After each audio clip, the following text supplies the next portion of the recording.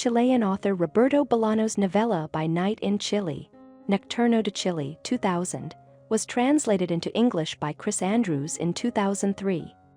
The narrative unfolds on the deathbed of Jesuit priest Father Sebastian Urrutia Lacroix, who confesses to his failure to resist the brutal regime of Augusto Pinochet. A penetrating meditation on the complicity of both religion and art in terror and cruelty, By Night in Chile is widely considered one of Bolaño's major achievements. The acclaimed critic Susan Sontag called it the real thing, destined to have a permanent place in world literature, New York Times. Father Urrutia delivers his account over the course of a single night. I am dying now, but I still have many things to say. His narrative is fevered, disjointed, and hallucinatory. Though he often defends his life and actions, he is haunted throughout by a sense of moral failure and a need to confess.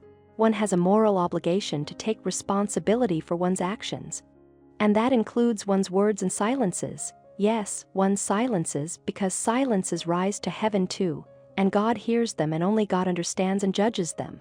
So one must be very careful with one's silences. I am responsible in every way. Urrutia begins by recounting how he entered the priesthood, but emphasizes that his true life began under the influence of Chile's leading literary critic, González Lamarca, known as Farewell, who invites the young priest to a weekend on his private estate.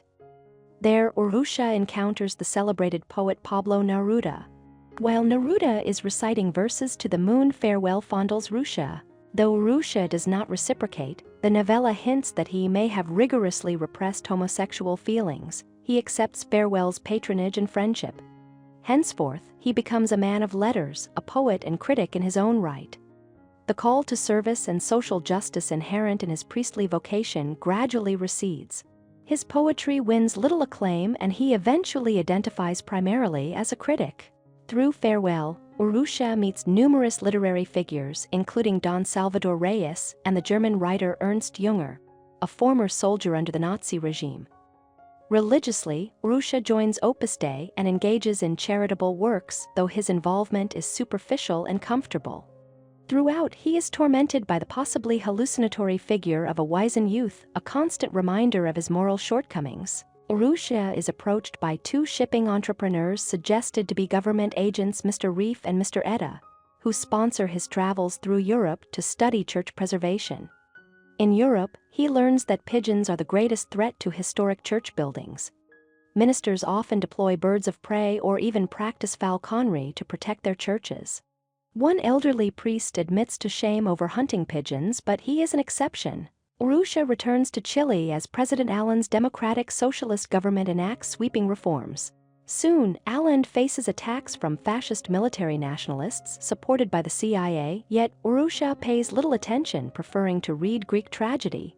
Under Pinochet's military dictatorship, Reef and Etta recruit Urrutia to teach Marxist theory to the dictator and his generals.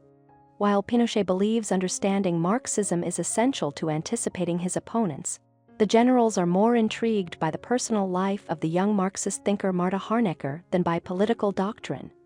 Urrutia experiences occasional guilt for his complicity, but soon recognizes that those around him simply do not care, and he is handsomely rewarded. Literary salons flourish, and Urrutia becomes a fixture at the house of ambitious writer Maria Canales, where Chile's cultural elite gather. These salons eventually provoke his moral crisis. Later, he claims, he learns that Canales's husband tortured and murdered people in her basement on behalf of the regime, knowledge of which was shared among the salon's members. Urrutia recalls that one avant-garde theater critic discovered a torture victim in situ and simply left the room, turning off the light.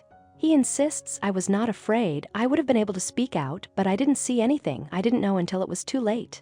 After Pinochet's downfall, Urrutia confronts the ostracized Canales.